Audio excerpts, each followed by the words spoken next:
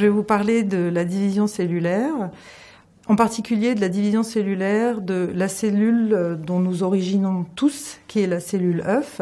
Ce qu'il y a d'extraordinaire et que moi je trouve fascinant, c'est qu'à partir de cette cellule unique va naître une personne qui, à l'âge adulte, contiendra 30 milliards de cellules avec 300 types cellulaires différents. Comment donner 30 milliards de cellules ?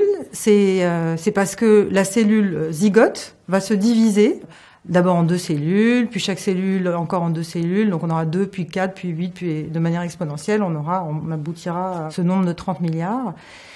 Et elle peut se diviser de manière symétrique, c'est-à-dire que la cellule mère duplique son génome et le sépare de façon équivalente entre les 2 cellules filles. Et donc les 2 cellules filles sont une copie de la cellule mère. Donc ça, c'est une division de type symétrique. Mais il y a aussi un autre mode de division, et c'est ce mode de division qu'on appelle un mode de division asymétrique, qui, lui, à partir d'une cellule mère qui a dupliqué son ADN, va donner 2 cellules filles qui pourront être différentes. Elles pourront être différentes soit par leur contenu, soit par leur taille. Et quand elles sont différentes par leur taille, c'est parce que l'appareil qui permet de ségréger les chromosomes n'est pas situé au centre de la cellule. Donc il sera excentré par rapport au centre de la cellule et ça générera donc une cellule fille qui est petite et une cellule fille qui est grande. Typiquement, l'ovule, donc l'œuf qui va être à l'origine donc de la vie, provient de divisions qui sont asymétriques en taille.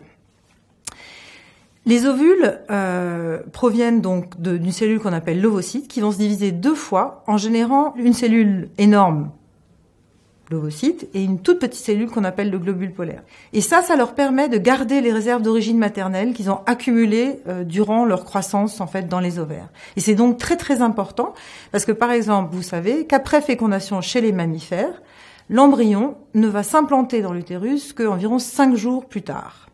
Donc il lui faut des réserves pour pouvoir soutenir son développement jusqu'à son implantation.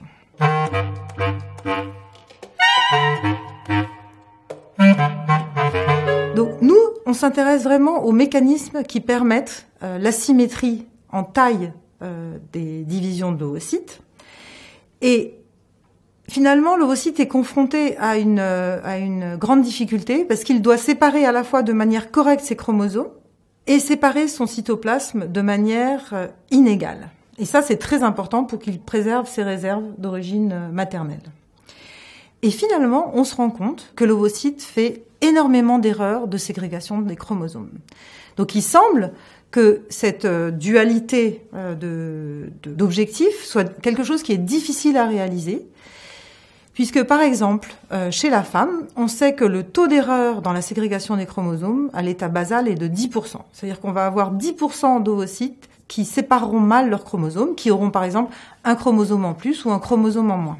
Et ça a une incidence très grave sur la fécondité, puisque ça pourra conduire soit à un arrêt du développement embryonnaire après fécondation, soit à l'apparition de trisomies, comme par exemple la trisomie 21.